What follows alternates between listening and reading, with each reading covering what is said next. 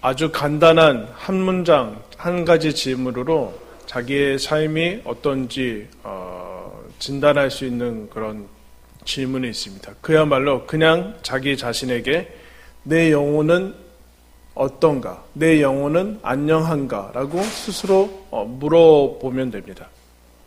이 질문을 우리가 하고 살지는 잘 않죠. 내 영혼이 정말 안녕한가? 그러면 그 내 영혼이 건강한 상태를 진단해 줄 수 있는 그 증거들은 무엇인가 좀 살피도록 하겠습니다. 11장에 앞에서 하나님께서 이스라엘과 우리를 구원하시는 그 원리 중에 남은 자, 은혜로 남은 자의 원리를 하나님께서 인도하신다라고 얘기했는데, 오늘은 그러면 이스라엘이 하나님의 그 첫 번째 주자, 릴레이로 치면은 첫 번째 주자로 띄어서 이방인에게 구원의 바톤을 전달해 줘야 되는데, 이스라엘이 여러분 실패합니다. 그러면 그 다음 주자로 바톤이 넘어가지 않아야 되는데 넘어가요. 그럼 이게 어떻게 된 것인가? 라는 것을 설명해 주죠. 이스라엘의 실패와 또 이방인이 걸려 들어갈 수 있는 그런 오류들, 오해들을 넘어서 하나님이 어떻게 역사하시는가를 살피면서 우리에게 주어진 이 믿음과 은혜의 삶을, 그 특권들을 누렸으면 좋겠습니다. 11절 말씀 보시면 이렇게 얘기합니다. 그러므로 내가 말하노니 그들이 넘어지기까지 실족하였느냐? 그럴 수 없느니라. 그들이 넘어짐으로 구원이 이방인에게 이르러 이스라엘로 시기나게 함이니라. 여러분, 이스라엘이 실패로 간 그 중요한 원인 중에 하나는 뭐냐면은 이스라엘이 자꾸 제일 잘하고 잘 빠지는 거, 그 시기라는 겁니다. 시기. 여러분, 시기라는 것은 뭐 질투나 비슷한 말인데, 혼자서는 독립해서 존재하지 않죠. 뭔가 비교의 대상이 있다라는 겁니다. 즉, 그 사람의 눈이 옆으로 향했다라는 것을 뜻하고 있는데, 이스라엘은 인류 최초도 그렇지만 완벽한 에덴 동산에서도 결핍함을 느끼게 되죠. 결핍이 있어서 결핍함을 느끼는 것이 아니라 결핍함을 느끼게 만드는 것이 마귀의 유혹입니다. 그래서 이스라엘은 참 하나님, 진리의 하나님, 여호와 하나님을 섬기면서도 어떤 것을 느끼는가? 결핍을 느끼게 돼요. 마귀의 유혹이죠. 그래서 우상숭배와 이방신들을 찾아 나서게 됩니다. 그러면서 어떤 생각을 가지는가? 하나님을 버리지는 않고, 우리가 하나님께 택함 받은 백성이기 때문에 하나님한테 막대하고 소홀히 대하면서도 사실은 마음속에 어떤 마음들을 가지고 있는가? 우리밖에 없는데 하나님이 이렇게 해줘도 감지덕지지라는 이런 사실은 신성모독과 같은 그런 모습들이 있어요. 결핍감을 부추기면 그 가운데 마음에 어떤 것이 자라는가? 불만이 자라죠. 불만은 어떤 것이 부족해서 생기는 것이 아니라 시기에 접어들었고 비교에 접어들었기 때문에 생기는 겁니다. 그 불만은 언제나 마귀가 역사할 수 있는 온상이 되게 됩니다. 남의 떡이 더 커 보인다라는 거죠. 남의 떡이 커 보인다. 남의 떡이 실제로 크진 않고 저것까지 가지고 싶은 거죠. 내 것은 이미 확보했으니까 다른 사람 것까지 확보하는데 저것을 가지면 되는데, 그러려면 어떻게 돼요, 여러분? 우리 우화 같은 거 알잖아요. 어느 강아지가 지나가다가 물에 비친 다른 개가 있네. 자기인데, 그죠? 그래서 그 물에 비친 그 남의 개라고 생각하는 거 자기 건데, 그거 먹으려고 입을 벌리니까 떨어지죠. 아시죠? 네. 그런 겁니다. 지금 그런 착각에 이스라엘이 빠지게 돼요. 그래서 결핍함을 느끼면 불만이 생기고 그 불만을 만족시켜줄 대상을 찾아 나가게 되는데, 여호와 하나님에게서 그것을 찾지 않으니까 다른 이방인을 찾게 됩니다. 그래서 이스라엘이 가장 타락했을 때 예레미야 선지자가 하나님께서 이렇게 얘기합니다. 이스라엘이 두 가지 악을 행하는데, 첫 번째는 웅덩이, 그 물의 근원인, 생수의 근원인 나를 버린 것과 그 첫 번째고, 버렸으면은 가만히 있어야 되는데 그렇지 않고 스스로 웅덩이를 팠다, 그렇게 얘기합니다. 둘 다 두 가지 악을 행한 것인데, 하나님을 버린 것과 하나님 아닌 다른 근원을 판 것을 얘기를 합니다. 근데 여러분 이것이 만족이 되지 않죠. 절대로. 그것이 해결이 되지 않는데 이스라엘이 결국엔 여기까지 가서 망하게 됩니다. 즉 이방인들이 가지고 있는 자기 것으로 만족하지 않고 이방인들이 가지고 있는 것에 시기심과 질투심이 걸려 들어가서 이제 망하게 되는데 하나님 이 방법을 이용을 하세요. 인디언 우화 중에 이런 우화가 있다고 합니다. 어떤 제자가 열심히 따라서 스승을 만족시켜줘서 스승이 제가 열심히 하면은 정말 성장할 수 있겠다 해서 그럼 내가 잠시 떠났다 올 테니까 이제 수련에 정진하라라는 분부를 하고 갑니다. 믿고 가는 거죠. 그러자 스승이 없는 사이에 이 제자가 열심히 수련을 하는데 옷이 단출한 그 흙집에서 살고 옷도 뭐 없으니까 빨아서 널었는데 그 옷을 쥐가 이제 먹어요. 쓸어간다로 해요. 쥐가 이렇게 쓴다로 가죠. 그러자 사람들한테 옷이 없으니까 마을 사람들한테 겨우 옷을 구해서 다시 하는데 그 다음 날도 또 쥐가 옷을 다 갉아먹습니다. 그러자 이래서는 안 되겠다. 그래서 고양이를 키워요. 그러자 그동안에 자기 음식만 가서 구걸해서 이렇게 먹었는데 고양이 우유까지 구걸하게 됐어요. 그래서 계속 하다 보니까 쥐는 없어졌는데 고양이 우유하다 게 귀찮아지. 이래서는 안 되겠다. 수련에 방해가 되니까 젖소를 키우기 시작했어요. 그래서 고양이 우유 주려고. 그래서 막 하다 보니까 젖소한테 여러분 젖소가 그냥 큽니까? 여물이 있어야 되잖아요. 그러니까 여물을 사다 보니까 여물을 훈련하는 시기가 계속 어려워진다. 이래서는 안 되겠다 해서 농사를 짓기 시작합니다. 농사를 짓다 보니까 농사가 여러분 얼마나 일이 많습니까? 그러다 이래서는 안 되겠다. 농사를 져서 그 여물로 소도 먹이고 자기도 먹고 우유 나오니까 고양이도 키우고 쥐는 없어졌는데 일이 너무 많으니까 이래서는 안 되겠다 해서 하인들을 고용합니다. 하인을 고용하니까 편합니까? 하인들을 감시하고 해야 되는 일이 늘어나는 거예요. 그래서 도저히 자기 혼자 안 되니까 이제 수도하는 사람이 결혼을 해요. 결혼해서 이 집안일과 그런 것들을 아내한테 맡깁니다. 그러다가 점점 집도 짓고 창고도 짓고 세상에서 좀 지나자 이 제자가 흙집에서 시작했는데 가장 부유한 사람이 돼요. 더 얼마 있다가 스승이 들어왔는데 제자를 찾으니까 없고 웬 그곳에 커다란 움막집과 농장이 하나 있는 것을 보고 놀랍니다. 그래서 이거 어떻게 된 거냐 했더니 제자가 이렇게 얘기합니다. 선생님, 제 말을 믿지 못하실 건데 이렇게 안 하면 제 옷을 지킬 수가 없습니다. 쥐를 쫓아낼 수가 없어요.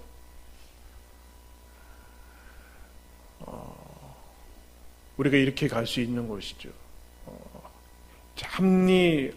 얼마든지 핑계와 변명과 합리화를 할 수 있지만 전혀 본질에서 벗어나 있는 것을 봅니다. 이스라엘이 소홀해서 버려버린 것이 하나님인데 하나님께서 워낙 그동안 익숙했던 것 같아요. 당연병에 걸린 것 같아요. 너무나 익숙하고 하나님께서 오래 참으시고 그러니까 이 당연병에 걸려서 하나님을 소중히 여기지 않습니다. 그러자 하나님이 어떻게 하는가? 시기나게 하는 방법을 사용했다. 성경 그렇게 얘기하고 있어요. 즉 무엇인가 이스라엘이 하나님을 잃어버리는 시기를 허락하십니다.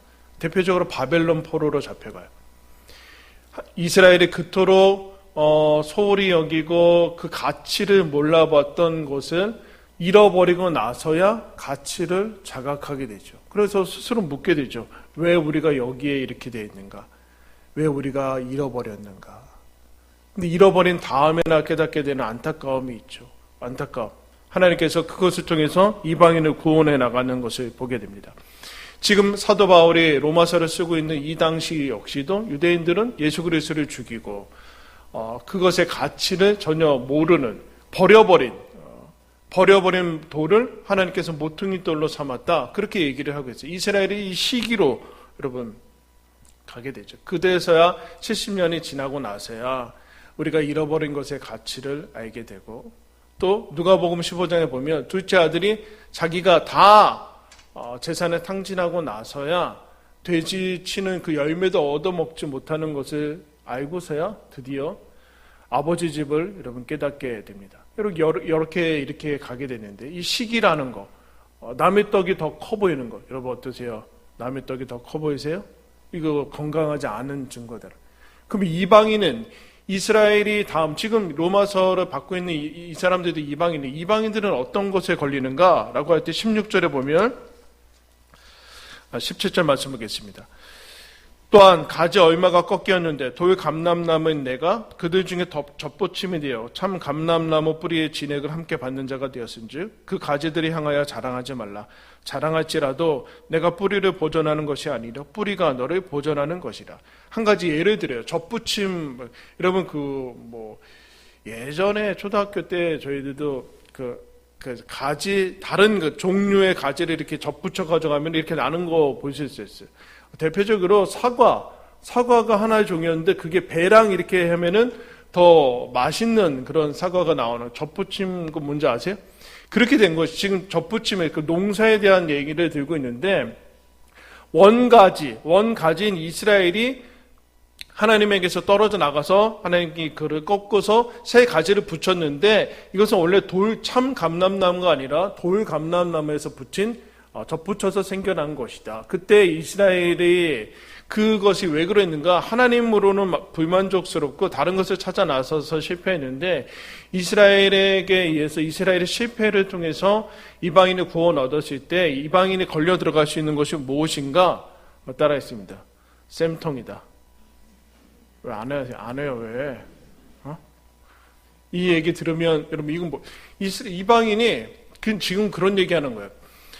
너희들 구원 얻었는데 이방인이 너희들이 구원 얻어서 이스라엘이 그거 보면서 잘됐다, 쌤통이다, 이러지 말아라. 그 얘기가 지금 하는 거예요. 18절, 그 가지들을 향하여, 원가지, 잘려나간 가지들을 향하여 자랑하지 말아라. 우쭐대지 말아라. 이스라엘이 안 돼서 쌤통이란 거예요. 국어사전에 나오는 겁니다. 이상한 거 아니에요. 이런 거예요. 남이 낭패 본 곳을 고소해 하는 거. 부정적 자기 확인이죠. 부정적 자기 확인.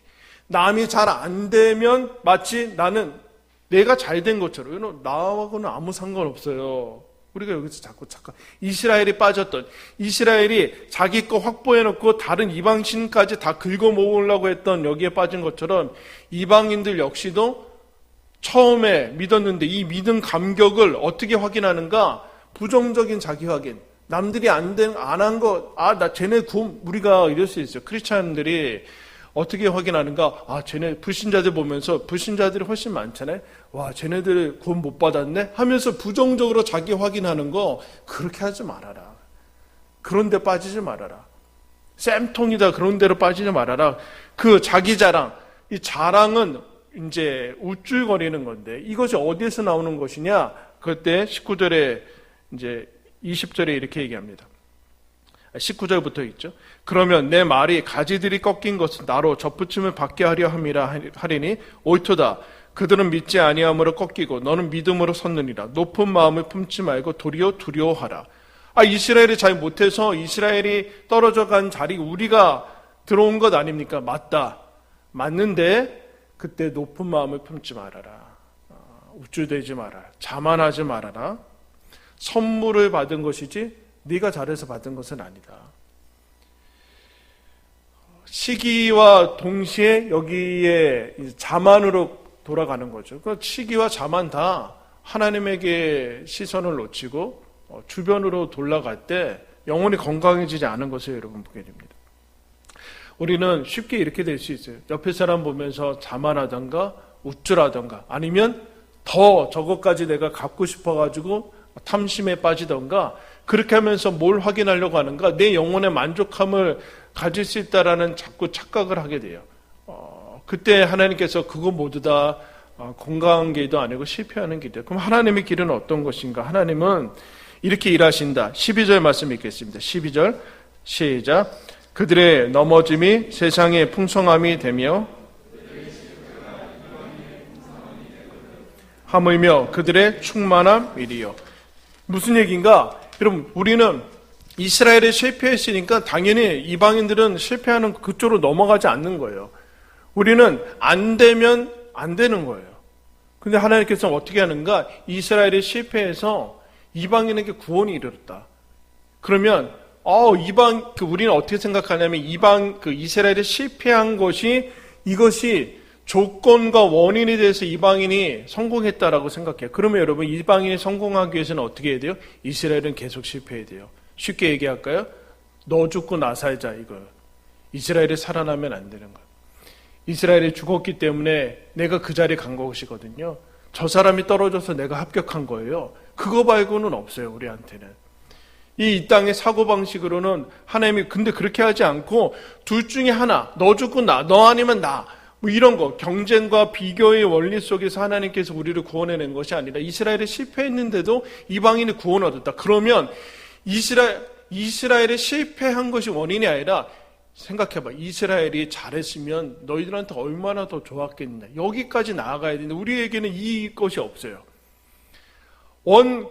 돌 감람나무, 원래 감람나무가 아닌 그것이 여기에 본 가지에 접붙임을 받았으면 원래 떨어졌다가 실패했다가 다시 붙이는 것은 얼마나 하나님께 쉽겠느냐. 이게 여러분 우리들한테는 없다.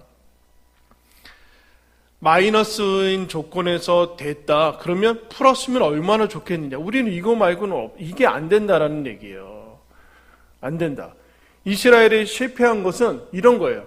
이스라엘이 실패했는데 세상이 풍성함이 됐고 그 얘기는 향수병이 있었는데 가다가 넘어뜨렸어요. 깨졌어요. 깨지면 어떻게 될까요? 향수병이 깨지면서 온 방안이 향기롭게 될 거 아니에요. 하나님께서 그렇게 지금 얘기를 하시는 거예요. 그렇게 얘기를 하시는 거예요. 그래서 하나님의 통치 안에 들어왔다라는 얘기는 이스라엘이 실패해서 이방인의 구원을 얻었으면 이스라엘이 풍성했으면 얼마나 더 풍성하게 됐겠느냐라는 것으로 가야 된다. 하나님은 더 실패해도 성공으로 갔으면 실패하는 것이 성공이다. 그렇게 가지 않고 성공하면은 얼마나 더 성공하겠느냐. 그렇게 가는 것이죠. 근데 이스라엘과 이방인은 시기심에 사로잡히지 않으면 남의 것까지 가지려 남의 것이 더 커 보이는 지금 가진 것으로 만족하지 못하는 것으로 가지 않으면 남이 없는 것 보고서 우쭐하던가 자만하던가 이것으로 왔다 갔다 하는데 하나님이 그렇게 하지 말고 어디로 가는가? 어디로 우리를 초대하고 계시는가? 쉽게 겸손과 만족으로 우리를 초대하십니다. 겸손과 만족으로. 높은 마음이 교만한 것이고 낮은 마음이 겸손한 것 아니에요. 하나님이 나에게 은혜를 주셨구나. 그리고 시기할 필요 없이 나에게 있는 것이 하나님께서 충분합니다라는 얘기를 하게 돼요. 그래서 이 사도 바울이 로마서를 쓰고 있는데 바울이 하나님께 기도합니다. 하나님, 사실은 사도 바울은 이방인의 사도가 되기에는 결격사유를 가지게 돼요. 가장 큰 결격사유. 왜냐하면 그리스도 교회를 핍박했거든요. 막 사람들 죽이고 스테반 죽이는데 앞장서는데 여러분 이 사람이 어떻게 사도가 될 수 있어요? 그리고 12제자 중에 한 명도 아니에요. 여러 가지 결격사유가 있었는데 또 어떤 질병이 있었던 것 같아요. 그게 어떤 질병인지 정확하진 않은데 그래서 하나님께 기도합니다. 하나님 이 병 고쳐주십시오. 이 복음 전하는데 장애가 됩니다. 사람들에게 시험거리가 됩니다. 그때 하나님께서 뭐라고 얘기하시는가? 내 은혜가 내게 족하다. 응답을 받을 때 이 목소리가 들리는 것이 아니라 응답을 거절하면서 하나님께서 주세요. 하나님 지금 나는 부족해가지고 이것이 필요해가지고 하나님께 달라고 하는데 하나님 뭐라고 하시는가? 너 지금 충분한 상태다. 그런 얘기를 하게 돼요. 그러면서 바울이 이것을 알게 되고 그것을 넘어서 감옥에서도 나는 자족하는 비결을 배웠다. 그렇게 얘기를 해요. 그래서 내 은혜가 내게 족합니다. 여러분 우리가 잘 아는 다윗이 뭐라고 합니까? 한번 따라하겠습니다. 내 잔이 넘칩니다. 어디서 그래요? 사망의 음침한 골짜기 갈 때 원수의 목전에서 어떻게요? 여호와가 내 하나님이니 남의 떡이 더 커 보이고 저 사람들은 다 행복한 것 같고 나한테는 이거 없는 저 사람은 저거 가진 것 같고 그리고 가지고 있으면 없는 사람 보면서 부정적인 쌤통이다 이러면서 거기에서 벗어나서 뭐라는가? 내 잔이 넘치나이다. 여기로 하나님께서 우리를 초대하고 있어요. 그러면 그게 어떻게 가능한가? 22절에 이렇게 얘기하고 있어요. 그러므로 하나님의 인자하심과 준엄하심을 보라. 하나님의 인자하심에 머물러라. 그렇게 하고 있어요. 하나님 인자하심, 하나님 안으로 들어와야 된다. 이런 만족과 감사와 영혼의 충만함과 건강은 일이 되고 안 되고에 있지 않아요.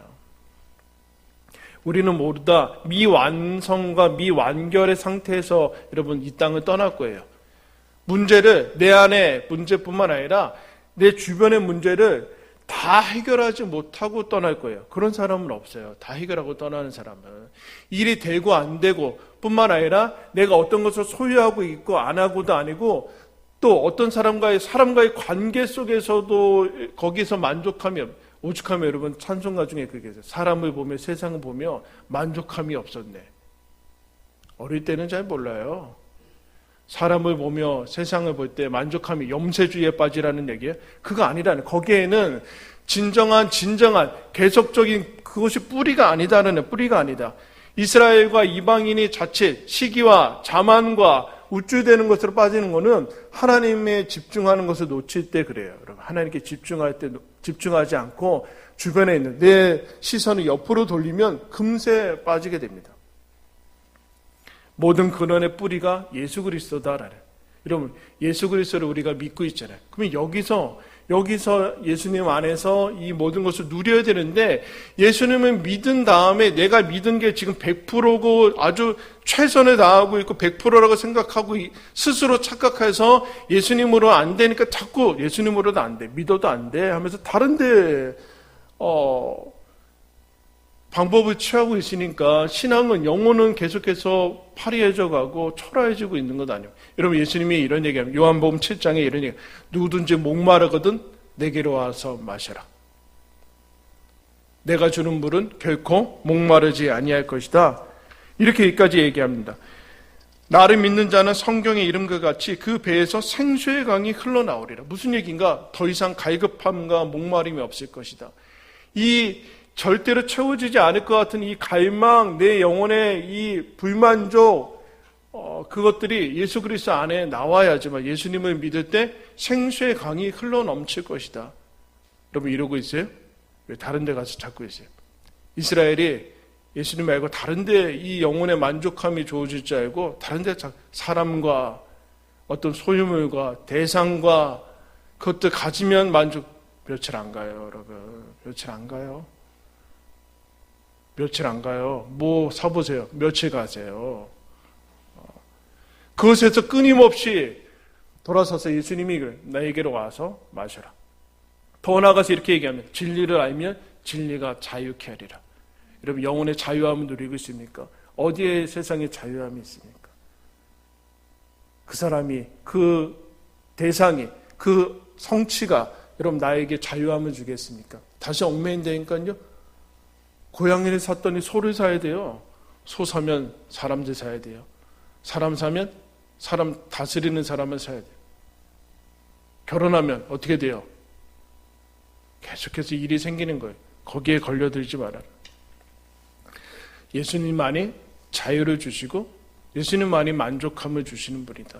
예수님 안에 들어가라. 그 얘기를 하라. 예수님 안으로 머물러야 된다. 마크 부캐년이라는 목사님이, 미국의 목사님인데, 어느 날 아프리카 우간다라는 곳에 가서, 작은 곳에 가서 예배를 드립니다. 아프리카는 뭐 다 어렵잖아요. 근데 거기 가서 어떤 한 나무 음악집에서 100여 명의 사람들이 모여서 예배를 드리는데, 그럼 뭐 악기도 없어요.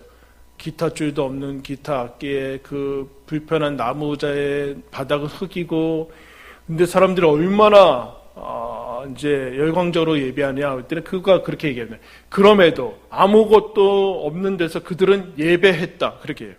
그러면서 지옥은 꽁무니를 뺐다. 이렇게 표현을 잘했어요. 열광적으로. 왜냐하면 자신은 모든 것이 갖춰진 그 미국의 백인들의 그 교회에서 그렇게 예배 안 드리거든요. 점잖게 모든 이 엄청난 악기들을 다 갖추고 점잖게 예배드리는, 그들은 아무것도 없는데 진짜 하나님을 예배합니다. 그러면서 어느 날은 그 목사님이 교인들한테 간증할 건 있으시면 간증합시다. 그래서 간증하라고, 예수님 간증하라고. 그러니까 어떤 여인이 이제 나오는데 이렇게 얘기합니다. 저는 예수님 너무 감사합니다. 예수님 정말 선하신 분이고 예수님을 사랑합니다. 그러니까 그것부터 말하라고 뭘 말해? 내가 어디서부터 예수님이 정말 저에게 좋으신 분인지 어디서부터 말해야 될지 모르겠어요. 그럼 그것부터 말하라고. 그것부터가 뭐냐면은 제가 3개월 동안 신발을 달라고 기도했대요. 신발이 한정판 나와서 기도한 거예요? 아니죠. 없으니까, 신발이 없으니까 달라고 기도했는데 하나님께서, 예수님이 저에게 신발을 주셨어야 하면서 자기 발을 이렇게 들어 올립니다. 그 주변에 교인들이 할렐루야 하면서 막 박수 쳐요. 이 목사님이 너무 당황한 거예요. 너무 당황해요. 신발을 가져서 여러분 지금 기뻐하는 거 아니죠? 기뻐하는 거 아니죠. 예수님 너무 감사합니다. 예수님 저희들은 너무 사랑합니다. 그럼 거기 무슨 그래서 이 사람이, 이 목사님이 이러니, 나는 너무 부끄러웠다. 나는 여태까지 신발이 없어서 기도한 적이 없다. 그리고 신발을 살 때마다 이렇게 간증할 정도로 감사한 적이 없다. 여러분, 지금 상대적 빈곤에 빠져서 그런 거예요? 상대적인 것에 빠진 거예요? 이 상대적인 빈곤감, 결핍감이 여러분 에덴 동산에 들어온 죄예요. 그들은 아프리카니까 그렇지. 여러분, 왜 아프리카 사람들은 우리보다 더 기뻐하고 감사하고 그럽니까? 우리가 많이 놓치고 있는 거예요. 여러분이 지금 기뻐하지 못하는 거예요. 저 사람들이 있는 거 나한테 없다는 거 아니에요. 내가 원하는 거 되지 않았다는 얘기 아니에요. 그러면서 가졌으면 밑에 사람들 보면서 우쭐해 하는 거예요. 왜 우리는 이것밖에 없습니까? 예수님 안에 들어왔으면 예수님께서 주시는 거, 자유와 진정한 만족함과 세상에서는 알 수 없는 이 영혼의 만족함과 생수의 강을 누려야 되는 거예요. 예수님이 그것으로 우리를 초대하고 있어요. 그거를 초대하고 있어요. 너무나 부끄럽다 하면서 또 하나 얘기를 해주는데, 어느 방글라데시 사람이 캐나다 토론토에 있는 그리스도인 집에 방문했는데 물어요. 저기 있는 저 집은 뭐냐고. 어느 집이요? 저쪽에 집 있지 않냐? 저기요 집? 저기는 차고입니다. 차집입니다. 차집. 그 다음에 자동차집? 자동차집이 어디 있어요? 방글라데시에. 자기 집도 없는데. 자동차집뿐만 아니라 기구 넣는 기계집, 잔디 깎는 기계 넣는 기계집 하면서 우리는 이 많은 것들, 과잉이라고 여겨지는 이 속에서 우리는 영혼의 결핍과 영혼의 부족함과 영혼의 힘 없이, 매갈이 없이 그렇게 살아가고 있는 것을 여러분 보게 됩니다. 예수님께서 그 얘기를 하는 거예요. 이스라엘과 실패와 이방인의 모습 속에서 너희들 이 영혼의 힘이 사라진, 감사와 자족과 만족과 이 충만함, 영혼의 힘이 사라진 시대 때 하나님께서 우리들한테 예수 그리스도를 믿는다는 것이 무엇인가? 어떻게 하는가? 그러면 어떻게 해야 되는가? 남의 떡이 커 보이고 쌤통이다 이 정도밖에는 살아나가지 못하는, 쟤들은 지옥 가는데 우린 천국 간다라고 밖에는 확인하지 못하는, 거기에서 하나님께서 뭐라고 얘기하시는가? 다시 따라하겠습니다. 내 잔이 넘칩니다. 일주일 동안 계속해서 확인하세요. 자기가 초라해 보이고 답답하고 때문에 하나님 아닙니다. 내 잔이 넘칩니다. 제 은혜가 족합니다. 실패하면 그 실패가 일할 거예요. 풍성함을 맺을 겁니다. 물론 하나님 안에서 믿음 안에 살면 더 풍성해질 거예요. 하나님의 사랑 안에 있으면 하나님이 기뻐하실 겁니다. 하나님께서 일하실 것이고, 넘어져면 일으키실 것이고, 우리가 견나가면 깨닫게 해주시고 돌이키게 해주실 거예요. 사망의 음침한 골짜기에서도 우리는 내 잔이 넘칠 겁니다. 거절과 부족함의 그 모습 속에서도 내 은혜가 족할 것입니다. 여러분, 예수님 안에 있는 이 넘치는 삶을 여러분 양보하지 마시고 누리면서 또 맛보는 저와 여러분들 되기를 예수님의 이름으로 축원합니다. 우리 함께 찬양하며 나가겠습니다.